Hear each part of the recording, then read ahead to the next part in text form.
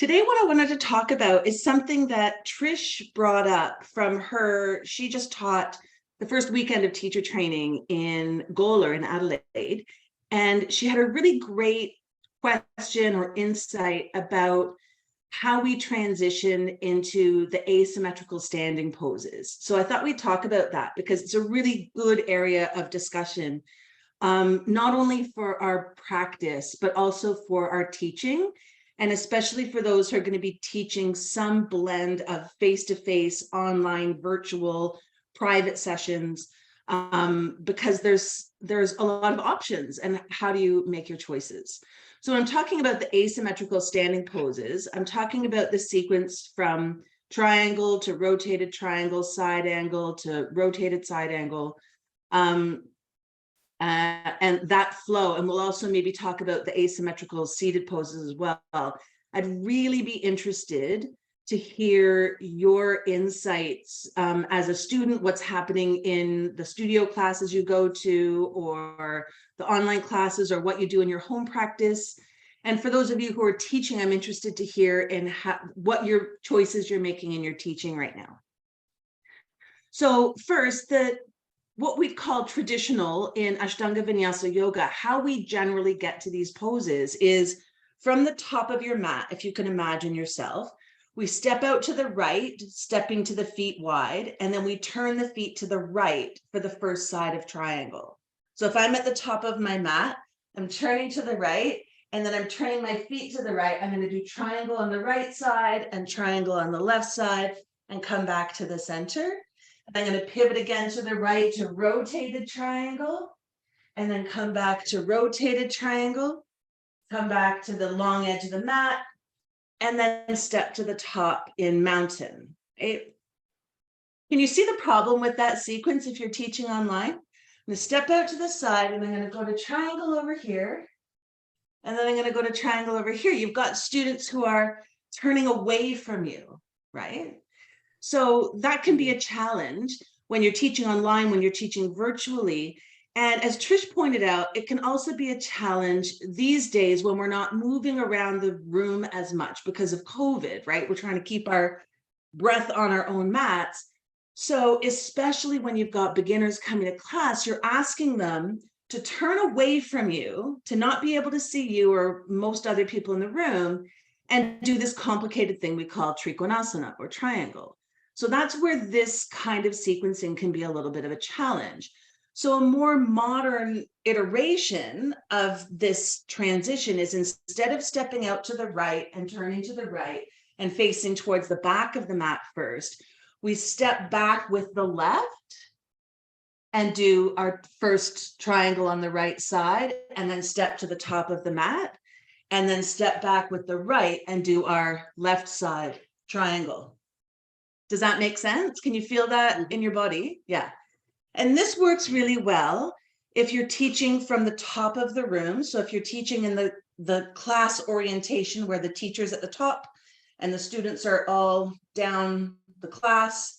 So everyone's facing the top of the mat at all times, right? Really useful for that. It's really useful if you're teaching in a circle so that people aren't turning away out of the circle for that first side of triangle especially. And it's really useful if you're teaching a virtual class because it keeps people at the top of their mat facing their screen. Basically, if you're teaching triangle, you're saying put all your arms and legs in really different positions. And there's a lot of cues.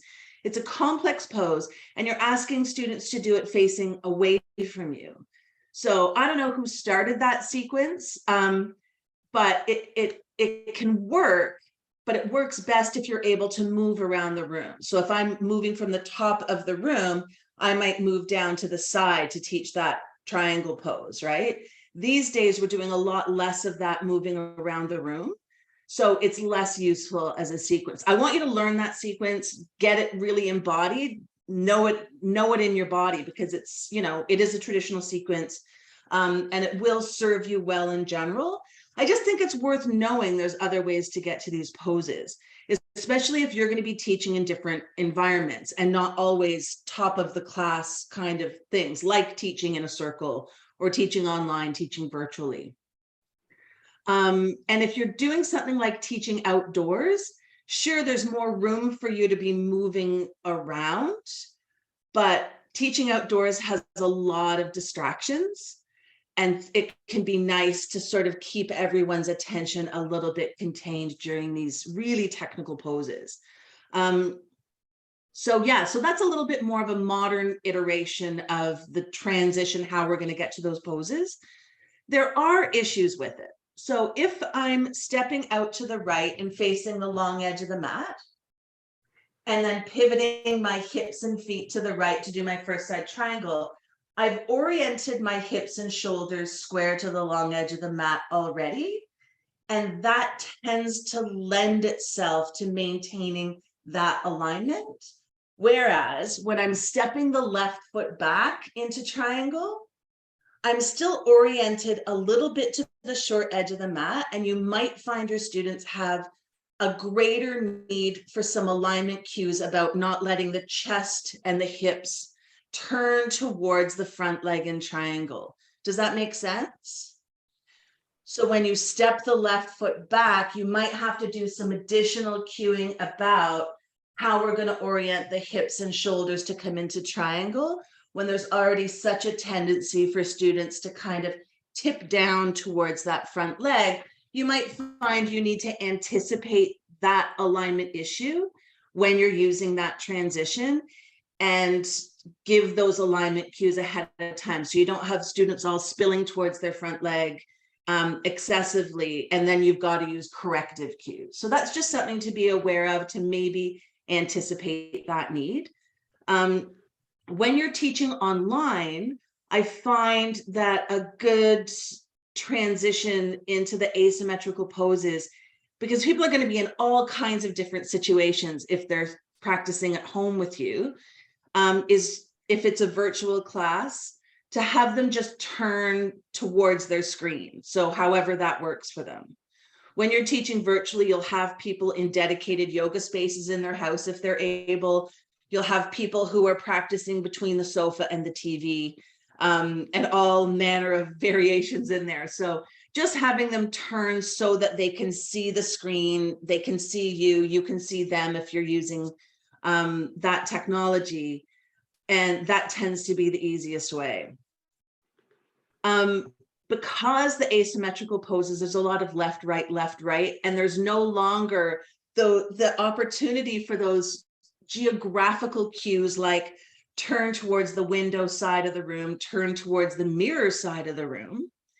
You might find that having students have an object at one position on their mat is really useful. So have them bring a brick or a candle or a stuffed animal, whatever they want, and put it in one place on the mat. Say they put it to the right side of the mat. Then you can still use those geography cues regardless of where they are. So we're rotating towards your brick, we're rotating away from your brick, whatever the object is that you're going to use. That tends to be useful, especially for those students who really struggle with left and right. Because if you think about a pose like rotated triangle, there's a lot of left, right, and we want to reduce that if we can, but it's harder to do so when we're teaching virtually or online. Any thoughts on that? So I use mirroring when I'm facing the camera. And what mirroring means is that when I say to you, take your right arm up, this is my left arm. But for your brain, it matches where your right arm is, right? So I say, take your right arm up, and that's my left. When I'm not facing the camera, if I was facing this way, I would say, take your right arm up, and that's my right arm. And that's a choice every teacher is going to make. The thing I'll say about that is whatever you choose, be consistent. So when you're facing the camera, don't mix it up. Don't talk about right arm sometimes and right arm other times when you face the camera. And you might even introduce it at the start of your class to say, I'm going to be using my left side, but that's your left side, or however you're going to use that languaging. I think mirroring's really useful for students. especially students who really rely on your visual cues, so your demonstrations and your gestures. But for some teachers, their awareness of left right is already a struggle, and so that left right can be hard. Lots of teachers I know have written on the top of their mat right and left, which is left and right, just so that they can remember. Yeah. So I do mirror. Not everybody does. I think one of the things that's useful is moving away from left, right, if you're able to. And I know, Tina, you're teaching outside, and that makes it even harder to use geography cues to a certain extent, but like turn towards the big gum tree, turn away from the big gum tree, whatever you have, using front and back as often as you can.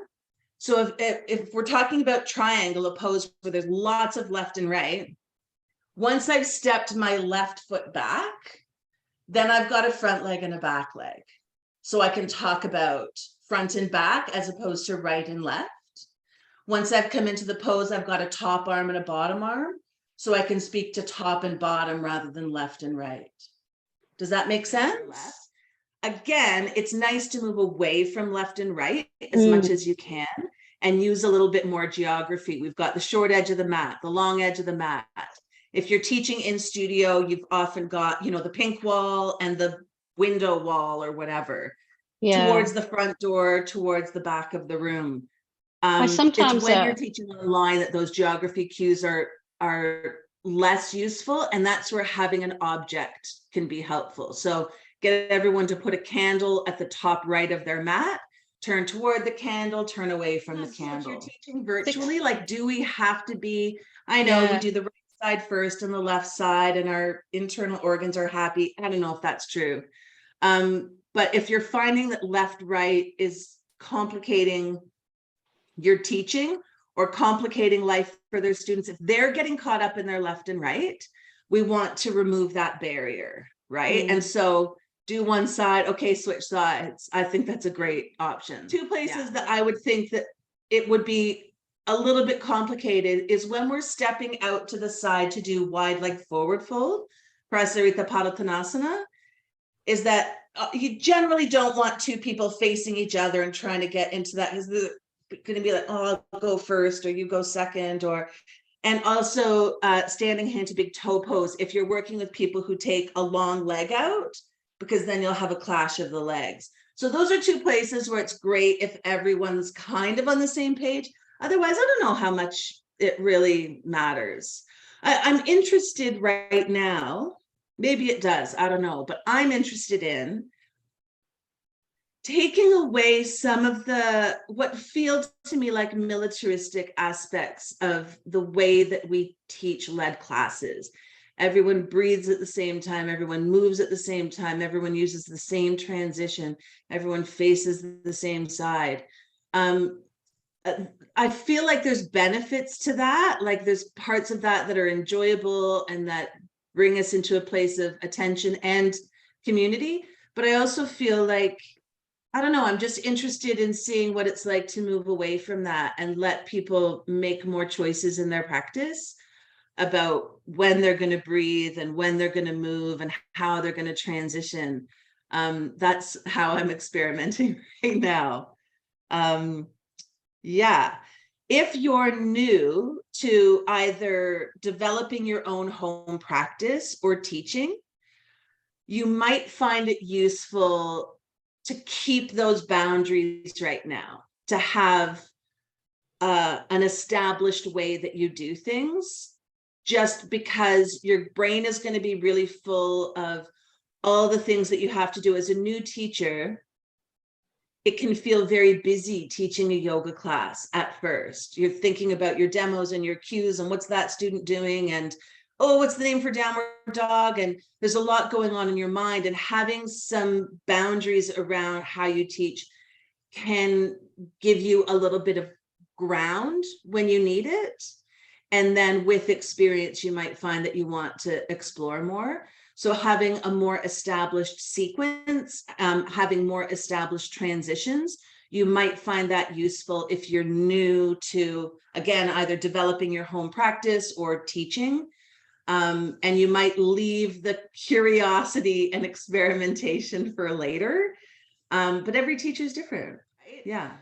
So, there's a lot of instant feedback when you're teaching yoga about what cues or strategies you're using, and what works and what doesn't work.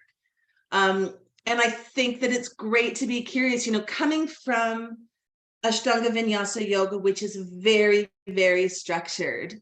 I feel like it's taking me a decade to ease out of that and explore other options. And for a lot of you, you don't have that programming, and you already feel like you've got creative freedom to explore different things and to pick a different foot to start your balancing on, or whatever foot you feel like starting on today, let's start on the other foot and see what happens there. Like, you might feel like you have a lot more creative freedom. For those of us who come from that super structured kind of background, we might, in a class where they say start on your preferred foot, think, I don't feel like I have the option. Don't I have to start on, isn't this correct? Isn't this the right?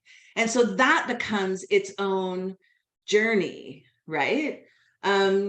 Anyway, overall, I want you to know that you have options, and there might be reasons why you choose one option over the other, right? Especially when we're thinking about something like accessible yoga. If you're teaching a class where some people are standing on the mat, some people need to be near the wall, some people are on a chair, some people need to hold a balancing support of some kind, through the asymmetrical standing poses, we have to maybe be a little bit more flexible with the way that we transition into poses. That might be a class where we completely abandon the turn to the right side triangle, left side triangle, back to the center, because of the variety of people that we have in the room and their variety of needs, right? So that leads me to talking about a couple studio trends. So one studio trend, when we're talking about the transitions into asymmetrical standing poses, so again, triangle, rotated triangle, side angle, rotated side angle, etc. One of those trends is to flow through a vinyasa to each pose. So usually a sun salutation A. So you take your sun salutation A and then step your right foot forward into a right side triangle, spiral down, take a vinyasa, left leg forward into triangle. And that's a really nice flow. It's really great for fitness. However, I do have some cautions about that. It's a very strong practice for beginners. And if you've got people with hand, wrist, elbow, shoulder issues, if you've got people in bigger bodies, if you've got people with high or low blood pressure, that can be an inaccessible practice. So you might also offer a hands-free vinyasa where you're stepping back. They're still flowing through a vinyasa, but they're stepping back into triangle.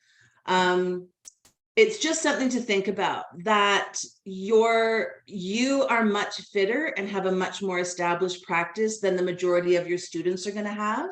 So what feels good and flowy in your body might actually be inaccessible to their bodies. So it might be something to think about. If you really want to teach in that kind of flow, that's something to maybe use as a descriptor for that class. Like, this is a dynamic flowing class versus this is a gentle or slow flow or accessible class. Just so that people can make choices about what class to go to. What we don't want is our students to be in the middle of class going like, I had no idea yoga was this gymnastic or vigorous. I'm not keeping up. I feel exhausted. Yoga's not for me, right? So we just want to make sure that whatever we do in our sequencing, we're ensuring that students know what they're signing up for. So that's one thought about that. Another studio trend I just want to mention when it comes to transitions in asymmetrical standing poses is the transition to do a few asymmetrical poses on one side of the body and then the other. So you're seeing this a lot right now, something like warrior two to sun warrior to triangle to side angle to spiral down to side arm balance.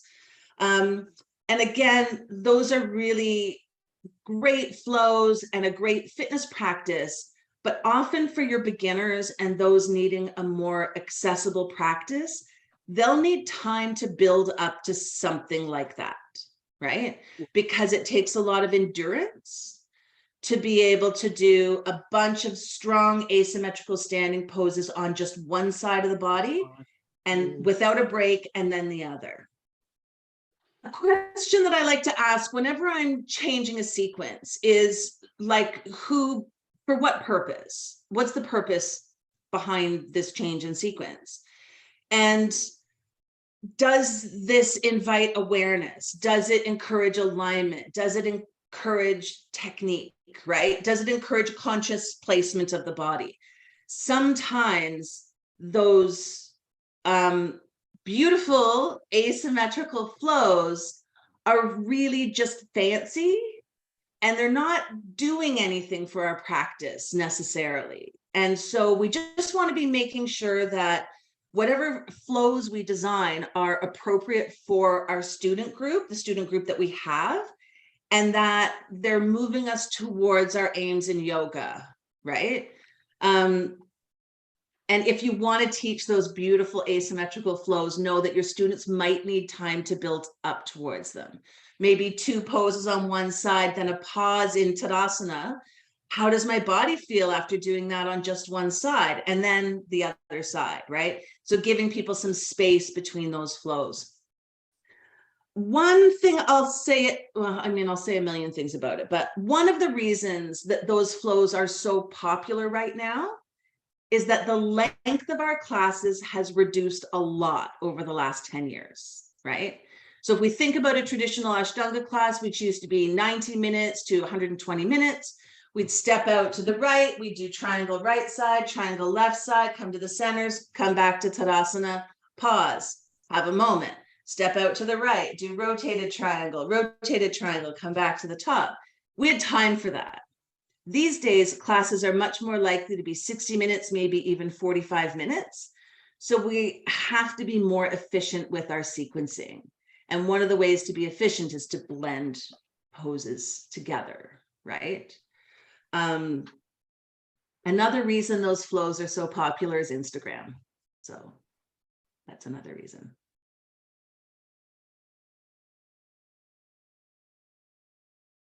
And yeah, we can get that instant feedback. It's lovely if our students can tell us, but often it's just that we never see those students again. We see them in class struggling, and then we never see them again. So it's a reminder to us that what we do in our own practice, who doesn't love a good asymmetrical flow, right? What we do in our own practice might not be what our students are doing. They're not practicing at the same level that we're practicing at. And their aims for yoga might be very different than our aims for yoga, right?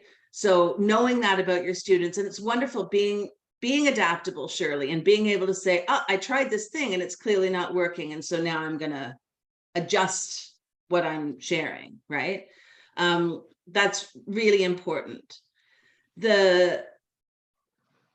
Again, letting students know what to expect from a class in advance as much as you're able is really useful. When you're working with people who've never done yoga before, it's really hard to explain, because what's gentle and to one person and dynamic to one person might be very different than to another person. But we do our best so that students are making choices about what class to go to that meets their needs and their aims. Having said that, if you're teaching in a small town, you're everyone's yoga teacher, right? So you've got to somehow meet everyone.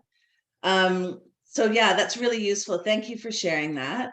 And it's something that, because it's so popular right now to do those flows, if there's a student out there who's looking to do a more gentle or slow flow class that still has some flow in it, that isn't entirely, a gentle class, it's getting harder to find because this has become so trendy. Yeah, so all these transition ideas I'm talking about, like this is all dependent on whether you're designing your own home practice or you're teaching. It's going to be dependent on the environment. It's going to be dependent on how you're organizing your class, whether you're teaching at the top of the class and the rest of the class is there, or if you're teaching a side class where, how am I going to describe this? So say I'm in a long room, right? Imagine me here and I'm at the top of the class. That's the top of the class teaching.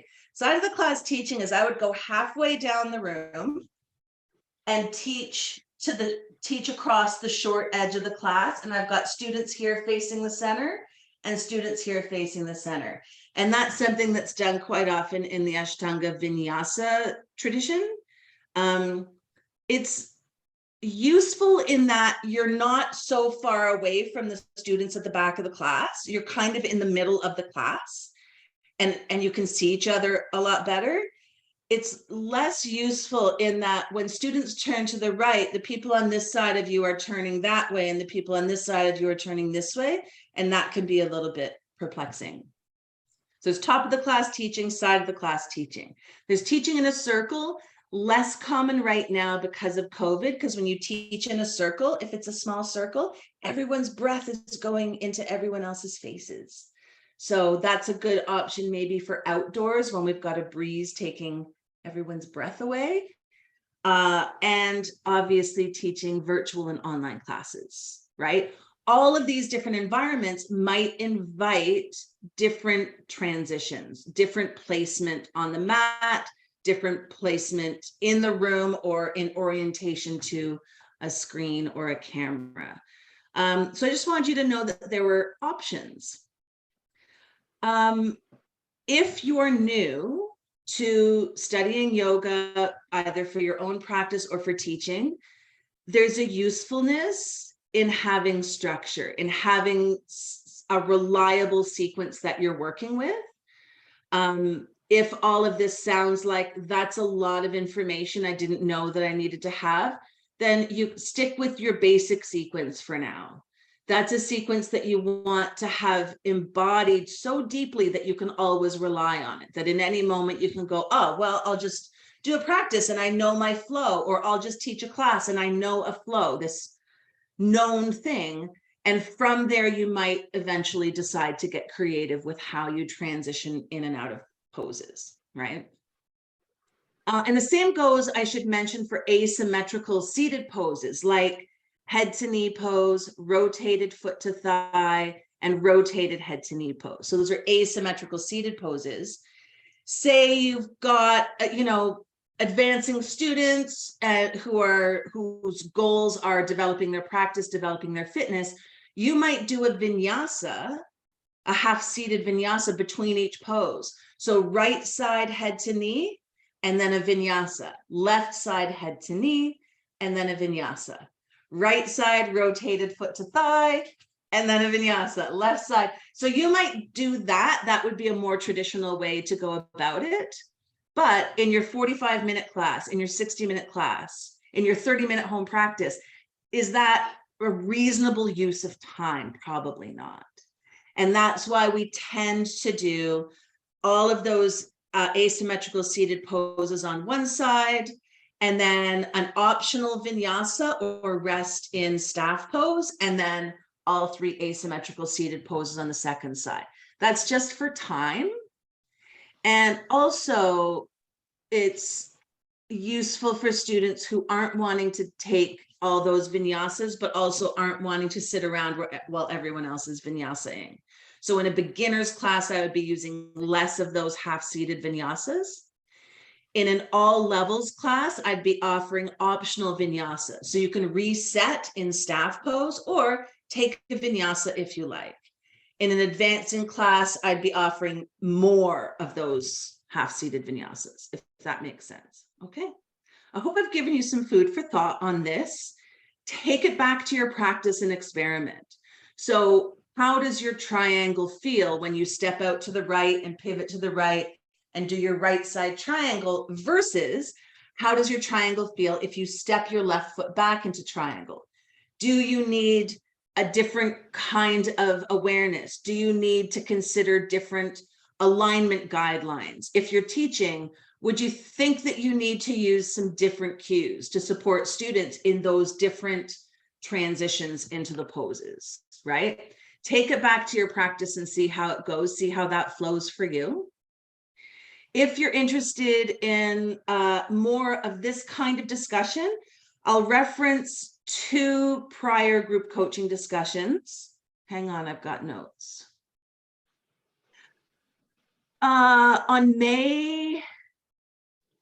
In May 2022, there's a discussion called Cues to Retire. And here we talk about cues and alignments that we've used for years and years that we might consider letting go of. We talk a little bit about those cues and why they were useful at the time, or why we use them and why we might let go of them now. So Cues to Retire is one you might want to listen to. And then November 2022, we had a discussion on common alignment tips. And in particular, we talked about the difference between yoga alignment and safety alignment, which I think is an important thing to know about. When I was first teaching, I didn't know there was a difference, and I thought every alignment cue was a life or death situation. And you might be shocked to know it's not. That some of our alignment cues are just about aesthetics, just about this is the yoga, this is the way we do it in yoga, and have nothing to do with safety or function or fitness or improving our awareness or body knowledge. So those are 2 things to look for in your Dropbox if you're interested in continuing in this exploration. And I'd be really interested to get feedback from you on what comes up for you as you explore different ways of transitioning into your asymmetrical standing poses. So keep me posted. There's 2 things I want to say about that. One, don't let me forget this. I want to go back to what you said about telling them why, because it's really important. The other thing I'll say is, like, yeah, we get enthusiastic, and like, I'll go to a handstand workshop and be like, oh my God, handstands are amazing. I'll go back to my class and go, today we're going to do handstands. And my students are like, it's not at all why I've come to this yoga class. That has nothing to do with what I want to do here. And I don't want to be imposing my practice onto my students. So knowing why they're there is really important. You might use things like the Ames cards, or you might just ask, like, what do you ask on your registration form? Ask them when they arrive, what are you here for today? If they're all saying, oh, I'm just here to relax. Is today a day to workshop handstands, Heather? No, it isn't. Settle down. Take that to your own practice, right? And it's really, really easy to start imposing your own practice on your students. So it's something we have to watch ourselves for. Going back to what you said about why, Joe, I'm also a big believer in telling students why. Often students come to yoga thinking everything we do has this really deep and vital spiritual context. And sometimes it's just a choice we're making because the sun's coming in really strongly and you're turning students this way so they don't get blinded. They don't know why we're making the choices that we're making. They don't know why we're saying stand on the right foot before the left foot or whatever. So telling them why can give them freedom to make choices that are right for their body. They'll be less inclined to use pose versions or alignments or breath techniques or whatever, thinking that it's the right and yogic way to do it if we tell them why. And that goes back to knowing the difference between yoga alignment and safety alignment, right? Sometimes our students are using alignments because they think it's right and yogic, and it's just, we don't know why. That's just the way it's been done. But here are other options that are equally safe, right? So for that reason, I'm a big believer in telling students why. So we keep the knee over the heel for why, because that's the alignment. We tend to get better recruitment out of the whole, all 4 corners of the thigh, but you're not going to die if your knee doesn't get to over the heel or goes past. No one dies from that. The yoga police also don't come arrest you for that. Telling students why, or if I'm offering students options, I like to tell them why, right? So we're going to do balancing poses. If the balancing fairies haven't arrived for you today, here's some things you could do, right? And here's why. If you stand near a wall, It's going to help you bounce. You don't even have to touch it. If your mat is gushy, that makes it hard to bounce. Step off your mat, right? That's another way of telling your students why. Why might you make a choice? You might take a vinyasa or you might not. And here's why you might not. If your wrists are getting tired, if you want to stay in staff pose or mountain and feel what's happening in your body after doing 2 poses on the right. You might like to stay here and feel that rather than take a vinyasa. Those are all ways that you might tell your students why. Wonderful. Thank you so much for being here and for all your insights. I appreciate it muchly. For those of you listening, again, some references to further discussions in this area are in your group coaching Dropbox, common alignment tips and cues to retire. And I don't have any plans for next week's discussion. So if anyone has thoughts, please send me an email. And I look forward to seeing you all next week. Thank you very much.